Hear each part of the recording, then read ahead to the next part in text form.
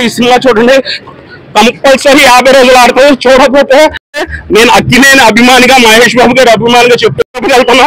Plus only వీళ్ళ గురించే నాకు కుదిరినప్పుడు, నా ఆపర్చునిటీ వచ్చినప్పుడు తిరుపతి వెళ్ళి 1 డజన్ లడ్డూలు తీసుకెళ్లి, చెన్నై వెళ్ళి మన మణిరత్నం గారికి, మన కార్తీయాలకి, అరవింద్ స్వామి గారి వాళ్ళకి తిరుపతి లడ్డు ఏదో ఒక రోజు ఇచ్చే వరకు నేను ఈ భూమి నుంచి పైకి వెళ్ళాను. 100 years ఫంక్షన్ లో ఇలాంటిది అక్కినేని ఫ్యామిలీ కూడా మేము గిఫ్ట్ గా భావిస్తాం. ఎందుకంటే కార్తీ గారు కూడా చెప్పారు, మన సెలబ్రిటీస్ దూరం నుంచి చూస్తాం, దగ్గరికి వెళ్ళాక మనకి వాళ్ళు డిఫరెంట్ అనిపిస్తారు. కానీ ఒక నాగార్జున గారు దూరం నుంచి దగ్గరే కొద్దీ ఆయన ఇంకా గొప్పతనం, మనిషికి ఇచ్చే ఒక వాల్యూ, ఒక రెస్పెక్ట్ అలా ఉంటుందని కార్తీ గారు చెప్పారు.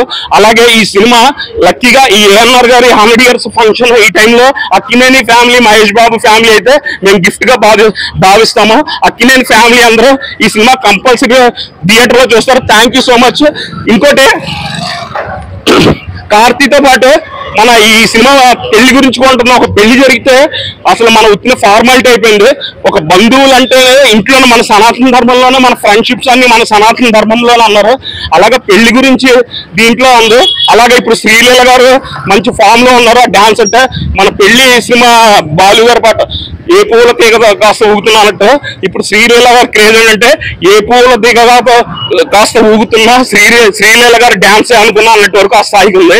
త్వరలో ఒక రొమాంటిక్ కామెడీ జెన్యున్ గా ఇలాగ బూత్ మాటలు లేకుండా కార్తీ గారితో, శ్రీలీల గారితో ఒక కాంబినేషన్ వస్తే చాలా హ్యాపీగా ఉంటుంది. అది బ్లాక్ బస్టర్ మామూలుగా అవుతుంది. మళ్ళీ చెప్తున్నా, అమీర్పేట తిరుపతితో Alwarpet. Thank you so much.